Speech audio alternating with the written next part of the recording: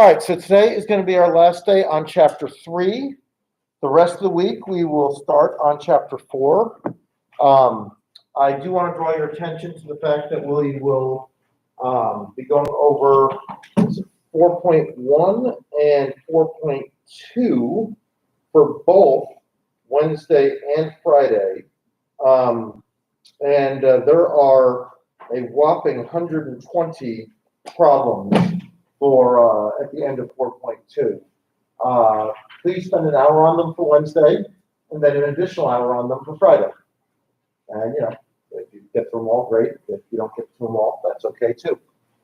But we'll be going over, spending a lot of time on that, in part because the informal fallacies are very practical, something that will benefit you immensely if you master them, and also because they're kind of fun, to be honest.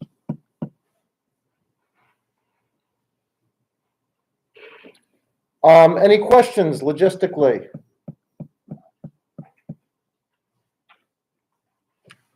And don't lose track of things because we're going to have another exam before you know it.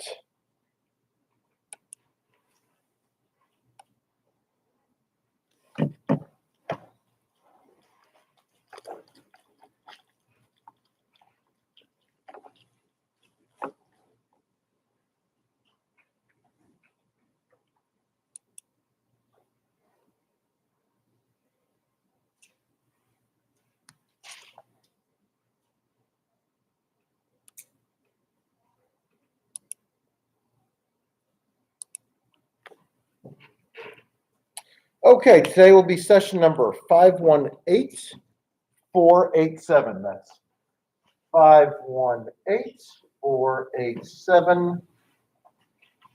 518487.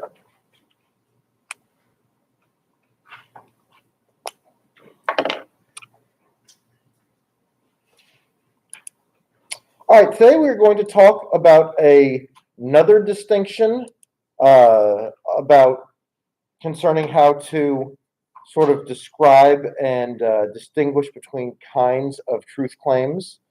Last time we talked about the analytic and synthetic distinction.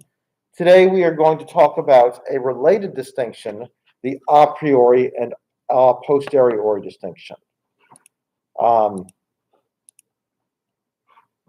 let's start with just what do the terms even mean? A posteriori, a priori. Well, these are just fancy Latin words, and what they mean is before and after, or rather after and before, or after or prior to.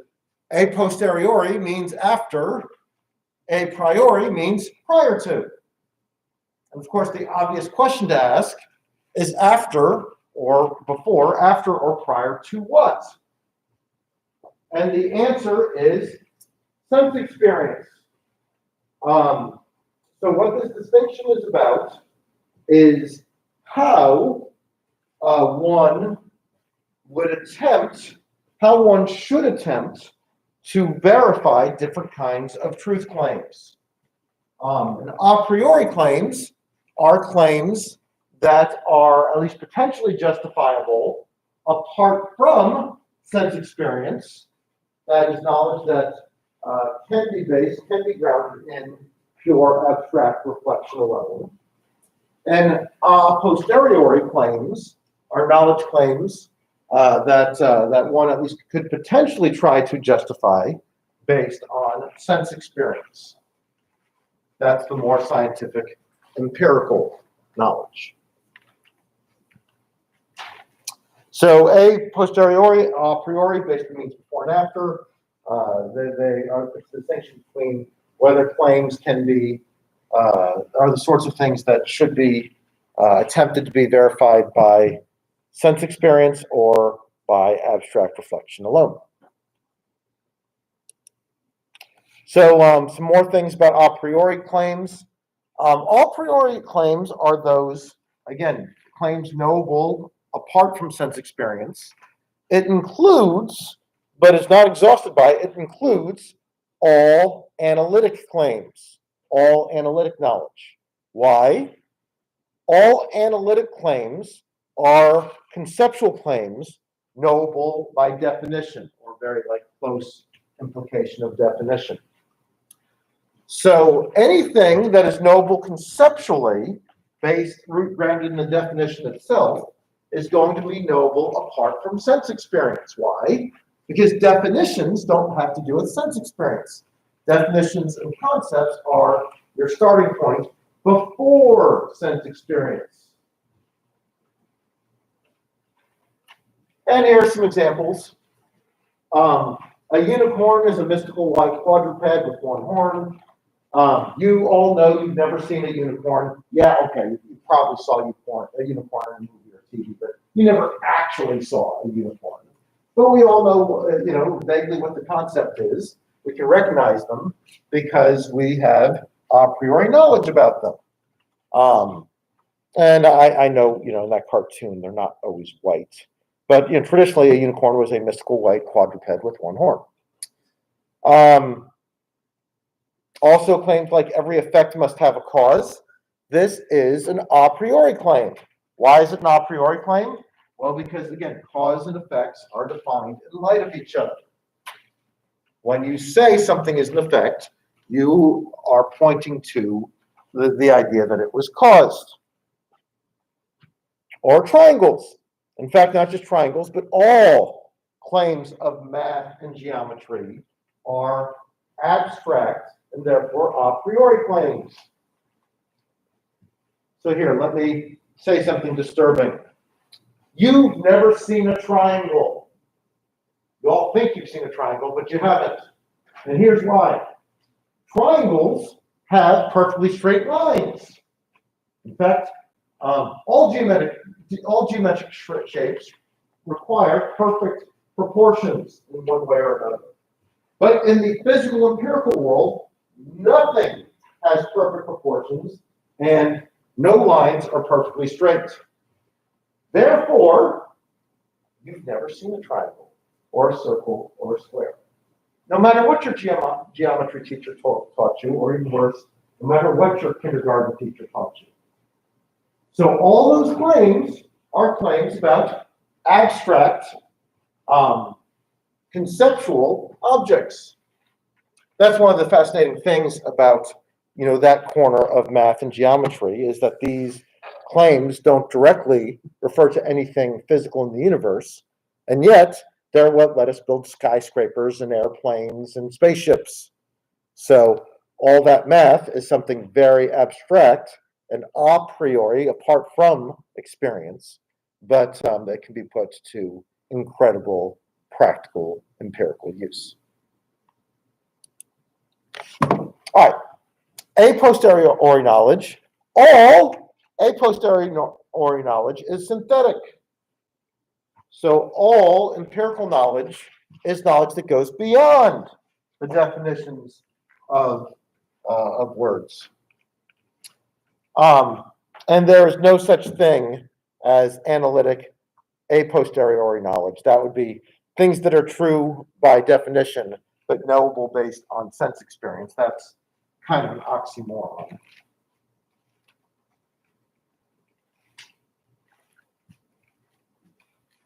One of the more interesting debates in a certain corner of philosophy is debate on, is there synthetic a priori knowledge? And we will proceed on the assumption that there is. And that's how we are going to describe certain kinds of truth claims.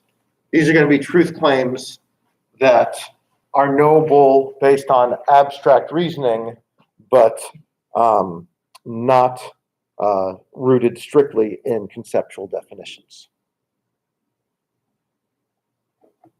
So when we get to the exercises that will depart from, so most of the things that were analytic will be a priori. All of the things that were synthetic will be a posteriori, but there will be a few things that were there will be a few things that were synthetic that, or rather, all the a posteriori things will be synthetic, but there will be a few things that will be synthetic, but a priori. And this is a classic philosophy debate between the rationalists and the empiricists. Rationalists have believed in synthetic a priori knowledge, empiricists have not. All right, so let's go through our exercises. As I often say, the best way to learn is by practice, even some trial and error. How do we know that all triangles have 3 angles? Is that something that is an a priori piece of knowledge, or is that something that we would need sense experience to learn and a posteriori knowledge? Be grounded in a posteriori reasoning.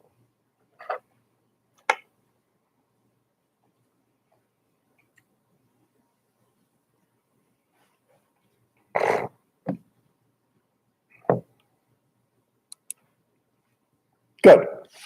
Yes. We know all triangles have 3 angles. Why? Because that's how triangles are defined. And since it is about the abstract definition, we don't need to have any sense experience to know that. You can know that despite the fact that you've never seen a triangle. And if you believed me, then you realize that you've never even seen a real triangle. But you do know they all have 3 angles. 2 plus 2 equals 4. A priori or a posteriori?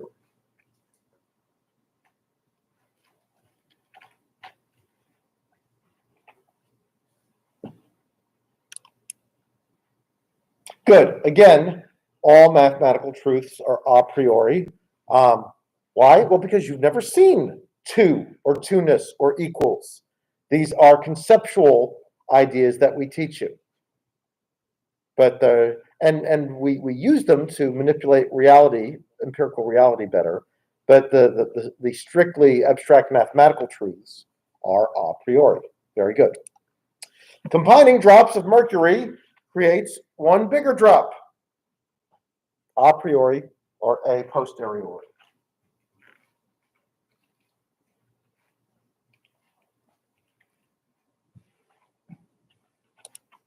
Good.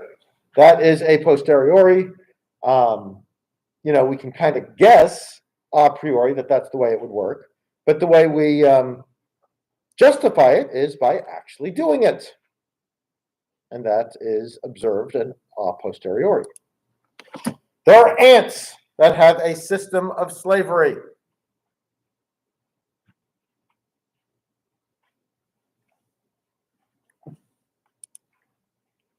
Good.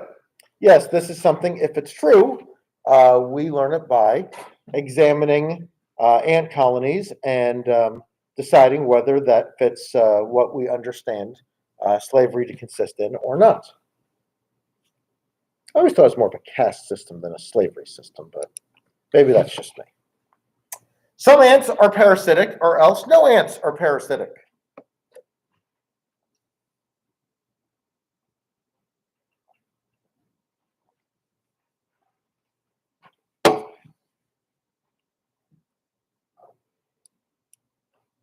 Okay, this is an a priori claim. Why? It is a priori based on the way the concepts some and none work. This claim is true. Anything with the pattern, either some member of category A has trait B, or no member of category A has trait B. Anything with that pattern is true, and it will always be true, no matter what you fill that pattern with. Why? Because of the way the concepts some and none work. So it is true a priori.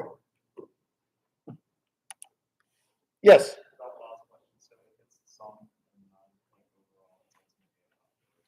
Yes.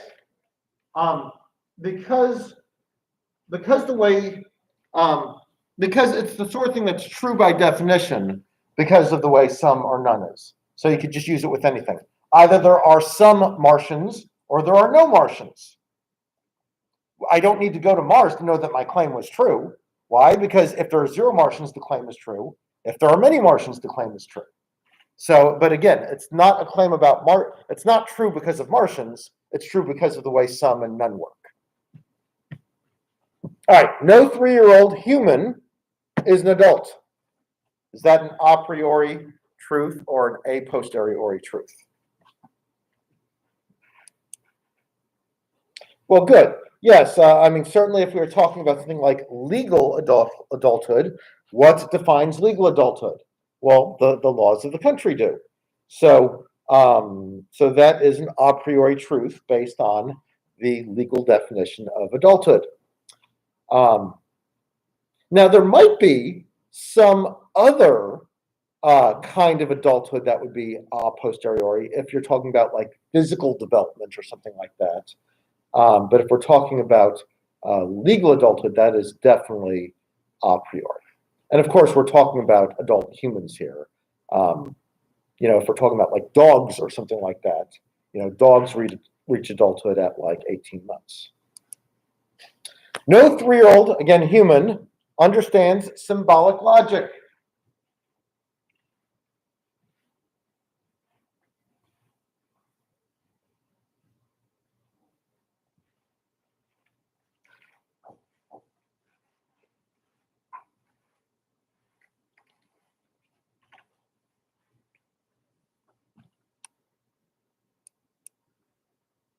Good.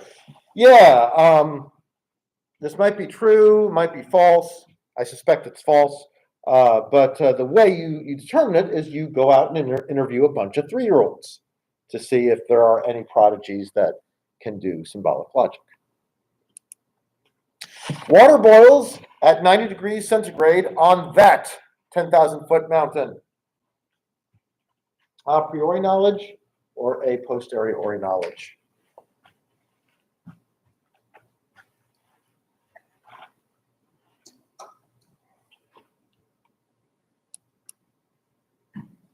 Yeah, good. That is a posteriori knowledge. Why? Well, the way to find out what the boiling point on that mountain is that you go on that mountain and you try it.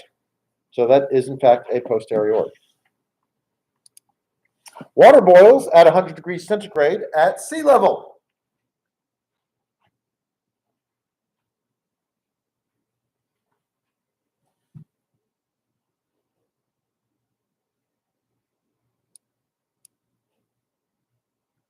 Good. Yeah, I think most of you remember we had our conversation about this last time. One of the interesting quirks of the centigrade scale is that they defined it in terms of the boiling point of water and the freezing point of water at sea level. So whatever the freezing point was going to be 0, and whatever the boiling point was going to be 100. So because that's what was used to set the points initially, to define the points, this is an a priori claim. No uncle who is never married is an only child.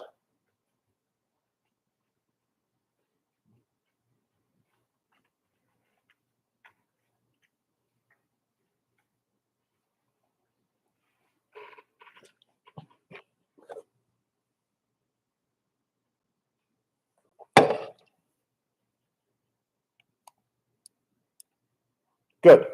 Right. This is, if you think really hard about the concept of what's involved in being an uncle, you can figure out that this statement is true, that to be an uncle, you either have to be married or you have to have a sibling.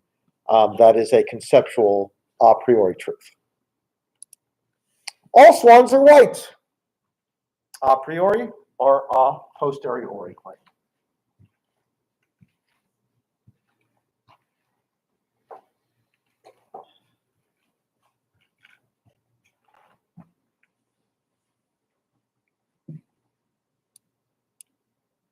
Good. Yeah, you look at a lot of swans to figure out if they're all white. And surprise, surprise, only most of them are white. Every material body is spatially located and has spatial dimensions. Is that an a priori or a posteriori claim?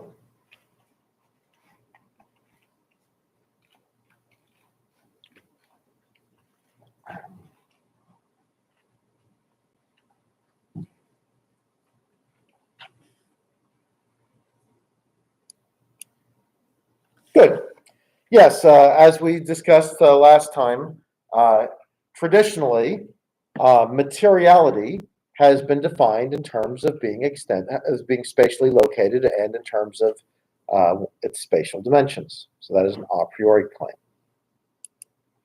Every material body has weight.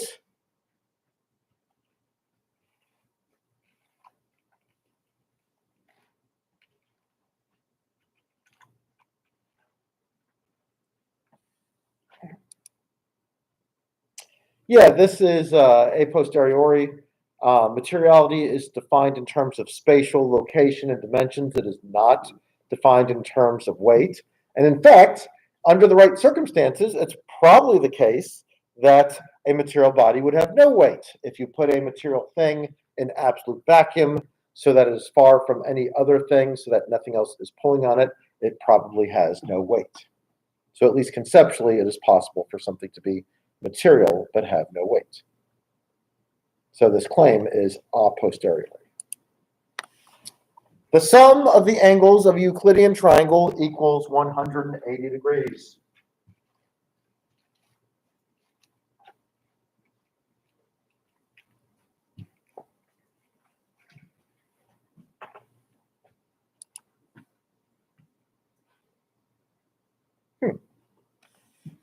All right, well, this is, oh yeah, there it is. Good. Yes, this is an a priori truth.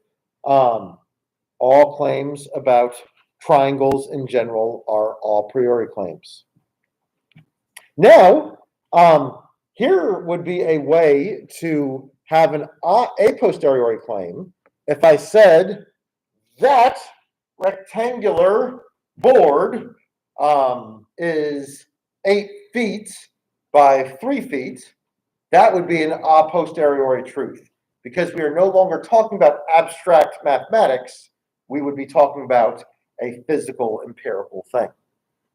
So if there was something triangular up here, approximately triangular, and I said that triangular board, the sum of its angles equals 180 degrees, that would be an a posteriori claim. If all Parisians are French and all French are European, then all Parisians are European.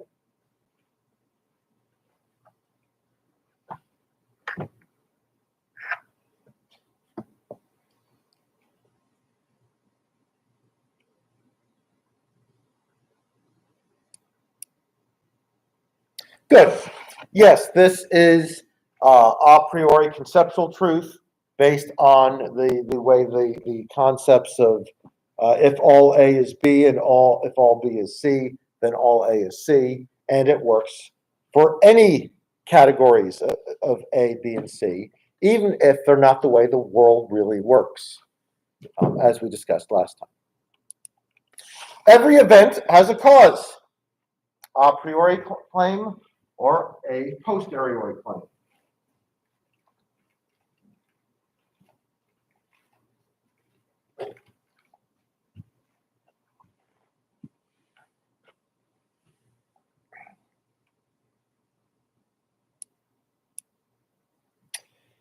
Yeah, I think this one's debated, to be honest. I think that I'm sympathetic to the a posteriori claim, that that's the way you would investigate it. I won't ask you this one. This one, there are whole books written for grad seminars on this one. So that one's true. This one I feel free to ask you. Every event has a cause, a priori or a posteriori.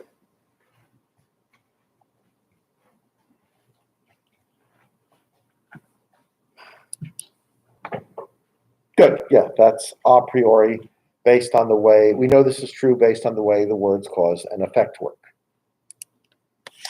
We ought to treat a person not simply as a means, but always as an end in itself.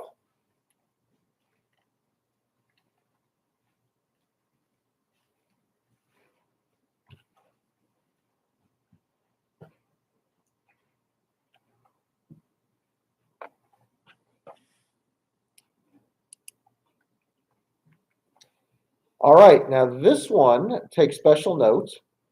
This one is an a priori claim. Here's what makes it an a priori claim. There is nothing physical and empirical that we can investigate to try to verify this. This is a strictly abstract ethical claim. It's one I'm sympathetic to, but it is an a priori claim.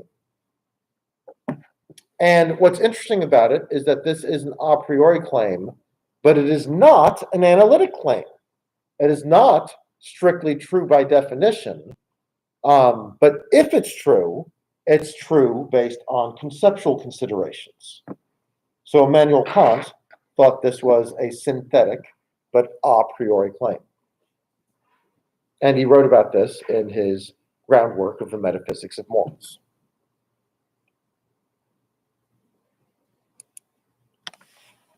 How about this? One ought to be logically consistent.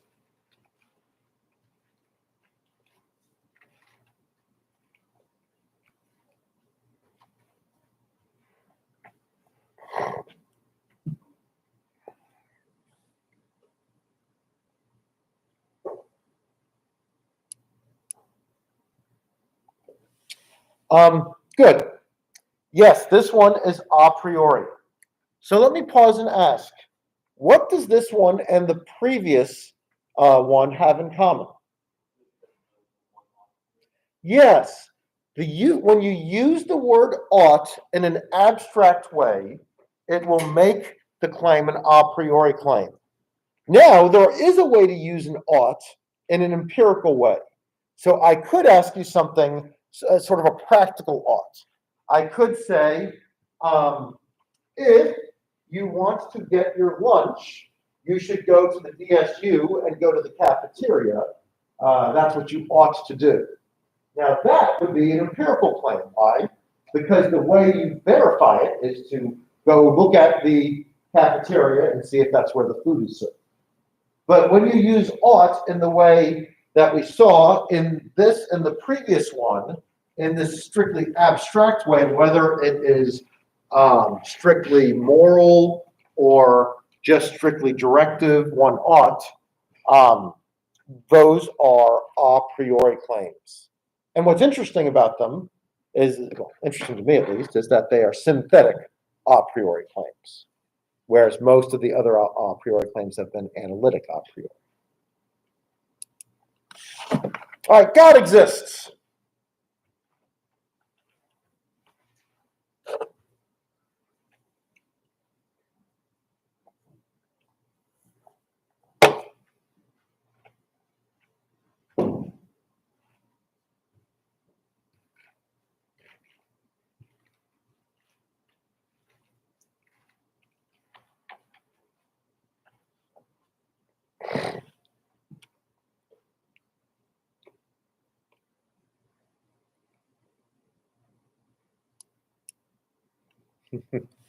All right, well, I won't ask you this one.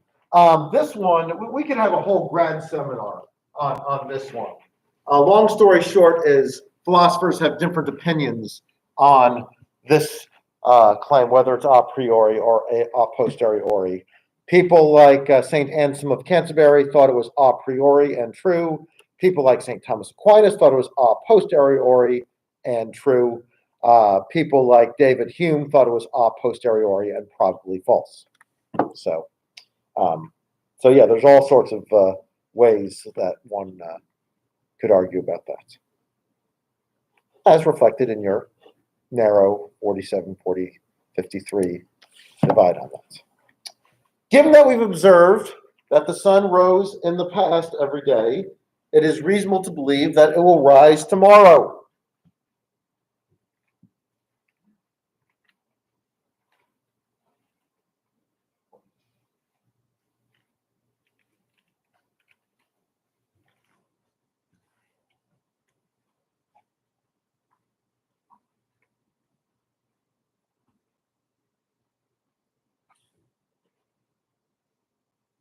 Given that we've observed that the sun has risen every day in the past, it is reasonable to believe that it will rise tomorrow. Yeah, this is another hard one, and I messed up. This one's my fault. I dotted the most important word in the sentence. The most important word was reasonable. So this is a claim not about the sun. This is a claim about what is reasonable to believe about the sun, which I dotted. So that was stupid. Right? But whether or not this claim is true is about what the definition of reasonableness entails. And because it's about a definition, the correct answer is a priori. I won't ask you this one on the test. That one's hard. So this is that sort of claim about reasonableness is about induction. We ought to believe what sense experience seems to reveal.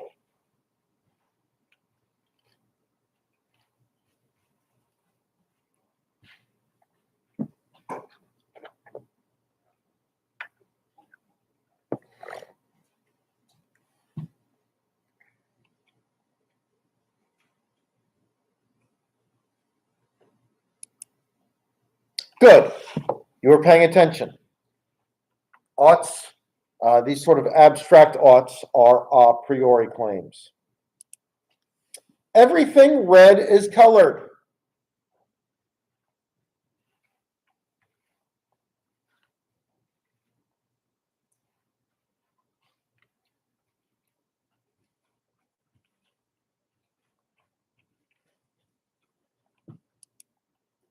Good. Yeah, saying when you say everything red is colored, what you're really saying is everything that is the color, everything red is the color red. So that is an abstract, true, a priori truth. Nothing that is red is blue.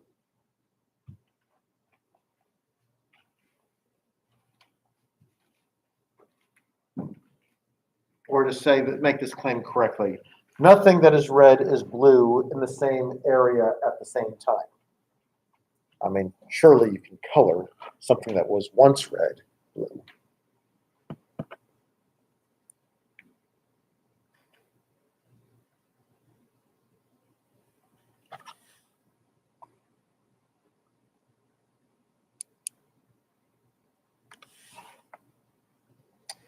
Yeah, this one's tricky, and I won't ask you this one.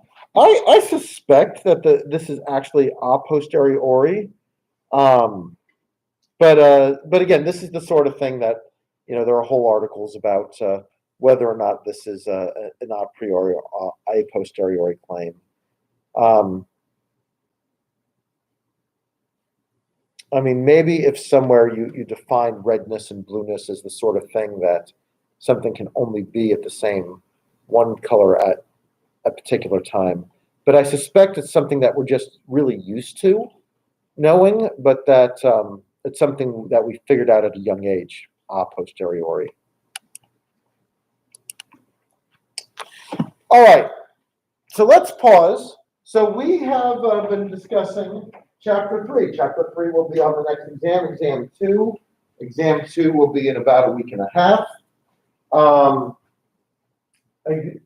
Chapter 3 has been about use of language. Any questions? How are you feeling about what we've learned about proper uses of language and arguments? Feeling pretty good about it? So definitions, tones, identifying analytic, synthetic, a priori, a posteriori uses. All right, well, let me bridge a little bit and set us up for the rest of the week. The rest of the week, we're going to spend some time on a topic that I think is a little more fun and a little more practical, what are called informal fallacies. Informal fallacies are about incorrect ways to form arguments. And if you watch these closely, you'll see these all over the place. So in contrast, good arguments, we've seen some of the principles stated in chapters 2 and 3. In chapter 2, we talked a lot about the importance of structural validity. And we haven't talked about inductive arguments yet, but basically you want your argument to be properly structured so that the conclusion is either definitely true if the premises are true, or at least is likely to be true if the premises are true. And that's what inductively strong means. Then you want all the premises to be true. Now, the truth of the premises isn't what logic is about. That's why we have other fields of study. So you use what you learn in all those other fields of study to take your best guess at figuring out whether or not the premises are actually true. The next bullet point is one that people in persuasion often forget. It's not enough for an argument to be valid and the premises to be true. It's not enough for you to think or know that the argument is valid and that the premises are true. Ideally, you want to use an argument where the truth of the premises are going to be evident to the person you're trying to convince. So if you ever see people that are stuck in a stupid conversation, what's probably happening there is one or both of them are using premises that they believe are true, but the other person does not. So sometimes I'll use premises that I'm not sure are true, but I suspect that the person I'm talking to thinks they're true. And that's how persuasion works. We want our arguments to be clearly stated. That is a lot of what Chapter 3 was about. Chapter 3 was about proper usage of language and terms and statements and using them in a way that is clear. And we want to avoid circularity, or remember, we don't want to use circular words or definitions where our understanding of the word requires sort of restating key portions of the word itself. We want to avoid ambiguity. Ambiguity is where you are unclear, or it is unclear what definition of the term you are using, or that you have shifted the usage of the definition mid-argument. And we want to avoid overly positive, overly negative language. That is emotionally manipulative, biased language. And then, of course, we want the argument to actually be relevant to the issue at hand. There are lots of times where people provide good arguments that aren't actually relevant to the issue at hand. A good argument for a completely different situation and topic. So that's where we're going for Wednesday and Friday this week.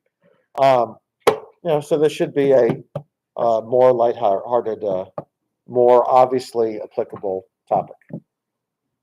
Questions? All right. Well, see you Wednesday.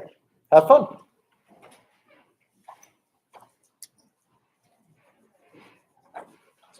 And we'll see you next time. Thank you very much.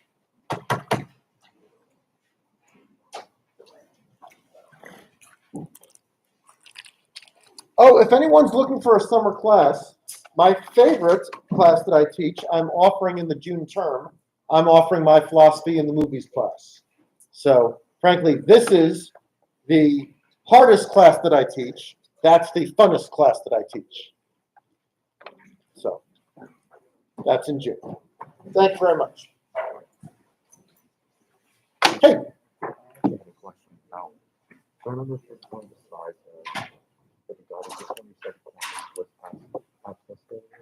Yes. He thought that the best way to prove the existence of God was through something called the cosmological argument, using cause and effect.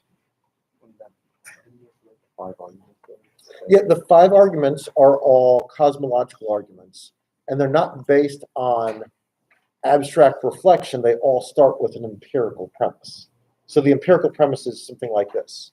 We all see things that are caused in the universe. We know that we can trace causation backwards, but there has to be some sort of first original cause that's very unlike every other step in the argument. So he thought it was an a posteriori claim. Yeah, no, that's a posteriori.